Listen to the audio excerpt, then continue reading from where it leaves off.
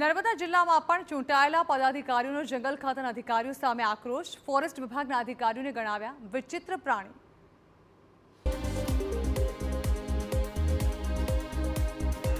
Narmada collector કચેરીમાં યોજાયેલી સંકલન બેઠક આક્રમક બની હતી, જેમાં સાંસદ મનસુખ વસાવા અધિકારીઓ પર વરસી પડ્યા. તેમણે અધિકારીઓનો ઉધડો લેતા બેઠકમાં સન્નાટો છવાઈ ગયો.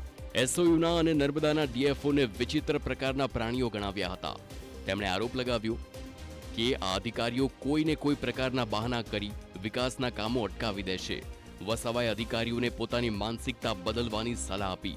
સાથે જ સાંસદે ગંભીર આક્ષેપ કર્યો કે જિલ્લા પંચાયતના રસ્તાઓનું ઈ-ભૂમિ પૂજન સ્વયં વડાપ્રધાન નરેન્દ્ર મોદીએ કર્યું હતું, છતાં વન વિભાગે આ કામો અટકાવી દીધા. અને નર્મદાના ડીએફઓ બંને ડીએફઓ એ વ્યવહારુ બનવું પડે. ભૂતકાળના જે ડીએફઓ વ્યવહારુ બને છે એ રીતના તમે પણ બનો, એ રીતના મેં વાત કરી છે. પણ હવે કોઈને કોઈ રીતના ફોરેસ્ટના કાયદાની વાત કરે છે ને ડૈરા કરે છે. આ રીતના જે ડરીને કામ કરશે અને વ્યવહારુ ના બને તો આદિવાસીનો વિકાસ થવાનો જ નથી. સાંસદ મનસુખ વસાવા અને ડેડિયાપાડાના ધારાસભ્ય ચૈતર વસાવા વચ્ચે આમ તો 36નો આંકડો છે, છતાં ચૈતર વસાવા આ મામલે મનસુખ વસાવાના સૂરમાં સૂર પુરાવતા હોય તેમ લાગ્યું.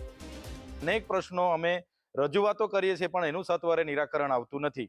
કેટલાક અધિકારીઓ આ વિસ્તારમાં આવે છે અને એ અધિકારીઓ જાણે પોતે જ માય બાપ હોય એ પ્રકારને એમને નર્મદા જિલ્લાના લોકોના વિકાસમાં રસ નહીં હોય એવું વર્તન કરે છે.